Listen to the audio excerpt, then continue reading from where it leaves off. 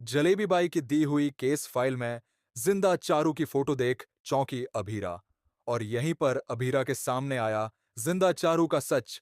जी हाँ दोस्तों, सीरियल ये रिश्ता क्या कहलाता है का अपकमिंग ट्रैक होगा। बेहद ही शॉकिंग और इमोशनल कहानी की शुरुआत होगी जेल से, जहां जलेबी बाई अभीरा के साथ एक बड़ी डील करती हुई नजर आएगी।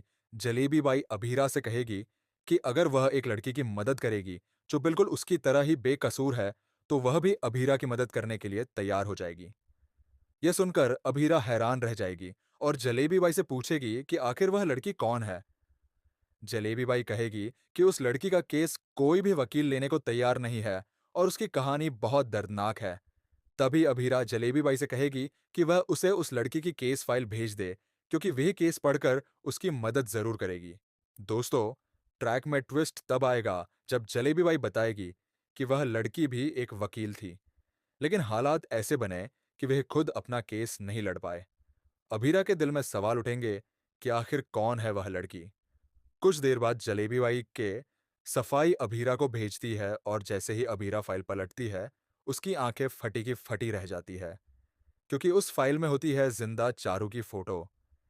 जी हाँ दोस्तों, वही चारू जिसे अब तक सब लोग मरा हुआ समझ रहे थे। अभीरा के दिमाग में तूफान उठ जाएगा। उसे याद आएगा कि अभीर ने खुद कहा था कि चारू को कैंसर था और चौथे स्टेज पर उसकी मौत हो गई थी। लेकिन अब तो सामने जिंदा चारू की फोटो है। तभी अभीरा जलेबी बाई से कहेगी कि वह उस लड़की से मिलना चाहती है। जलेबी बाई इस बात के लिए जलेबी आजी हो जाएगी और केसरी को आदेश देगी कि अभीरा को काल कोठरी तक लेकर जाए। काल कोठरी में बैठी लड़की जैसे ही अपना चेहरा घुमाएगी, अभीरा के पैरों तले जमीन खिसक जाएगी, क्योंकि वह कोई और नहीं बल्कि चारू होगी।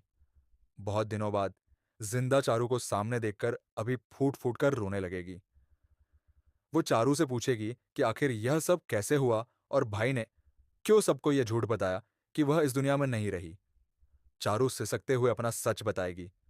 वह कहेगी कि उसने खुद अभीर से कहा था कि घर वालों को उसकी मौत की खबर बता दी जाए, क्योंकि वह नहीं चाहती थी कि घर वाले उसे इस हालत में देखें। चारू बताएगी कि उस पर एक ऐसे एक्सीडेंट का इल्जाम लगा दिया गया जो उसने किया ही नहीं। असलियत ये थी कि वह और अभीर हनीमून से इंडिया लौट रहे थे और रास्ते में गाड़ी चलाते समय हादसा हो गया। गाड़ी से कुछ मासूम बच्चों की जान चली गई और पूरे मामले की जिम्मेदारी चारू पर डाल दी गई। दोस्तों, इस सच को सुनकर अभीरा पूरी तरह से हिल जाएगी। एक तरफ उसे चारों के जिंदा होने की खुशी होगी, तो दूसरी तरफ उसकी हालत देखकर उसका दिल टूट जाएगा। अब कहानी में आएगा जबरदस्त मोड़। अबीरा लेगी एक बड़ा फैसला कि वह चारू का केस खुद लड़ेगी और उसे इस झूठे इल्जाम से आजाद कराएगी।